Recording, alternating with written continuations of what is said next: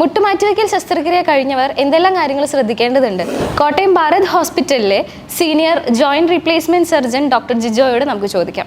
മുട്ടുമാറ്റിവയ്ക്കൽ ശസ്ത്രക്രിയയ്ക്ക് ശേഷം സാധാരണഗതിയിൽ നമ്മൾ അന്നത്തെ ദിവസം സർജറിയുടെ കഴിഞ്ഞുള്ള അന്നത്തെ ദിവസം നമ്മൾ സാധാരണ പേഷ്യൻറ്റിനെ ICUവിൽ പ്രവേശിപ്പിക്കുകയാണ് ചെയ്യാറ്. പിറ്റേ ദിവസം രാവിലെ മുതൽ തന്നെ നമ്മൾ പേഷ്യൻറ്റിനെ നടത്തി തുടങ്ങും. ഫിസിയോതെറാപ്പിസ്റ്റിൻ്റെ ഗൈഡൻസോടുകൂടി മുട്ടിനൊരു നീ ബ്രേസ് സപ്പോർട്ടോടുകൂടി പേഷ്യൻറ്റിനെ നടത്തി തുടങ്ങും. അതിനുശേഷം പേഷ്യൻറ്റിനെ റൂമിലേക്കാക്കും. ഒരു രണ്ടാം ദിവസം മുട്ടിലെ ഡ്രസ്സിങ്ങുകൾ ഒക്കെ മാറ്റി ചെറിയ ഡ്രസ്സിങ് ആക്കിയതിന് ശേഷം പേഷ്യൻറ്റിനെ സാധാരണഗതിയിൽ വേറെ പ്രത്യേകിച്ച് പ്രശ്നങ്ങളൊന്നുമില്ലെങ്കിൽ വീട്ടിൽ വിടും.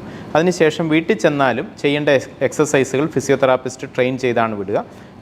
രണ്ടാം ദിവസം മുതൽ തന്നെ നമ്മൾ മുട്ടുമടക്കാനുള്ള എക്സസൈസുകളും തുടങ്ങും. ഏകദേശം ഒരു 90 ഡിഗ്രിയോളം മുട്ടുമടക്കാവുന്ന അവസ്ഥയായതിനു ശേഷമാണ് പേഷ്യൻറ്റിനെ വീട്ടിലേക്ക് വിടുക. വീട്ടിൽ ചെന്നാൽ പിറ്റേ ദിവസം മുതൽ തന്നെ അവർക്ക് നടക്കുകയും അത്യാവശ്യം ചെറിയ സ്റ്റെപ്പുകൾ കയറുകയും മുട്ടിനുള്ള എക്സസൈസുകൾ ചെയ്യുക എന്നുള്ളതാണ് പിന്നീട് പേഷ്യൻറ്റ് ചെയ്യേണ്ടത്.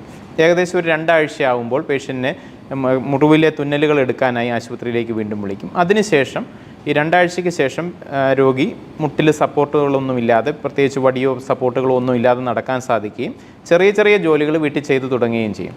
അതോടൊപ്പം ഗ്രാജുവലി എക്സസൈസുകൾ കൂട്ടി പുറത്തോട്ടൊക്കെ നടക്കുക. ഏകദേശം 1 മാസം കൊണ്ട് അവർക്ക് മുൻപ് ചെയ്തിരുന്ന ജോലിയിലേക്കൊക്കെ തിരികെ പോകാൻ സാധിക്കും.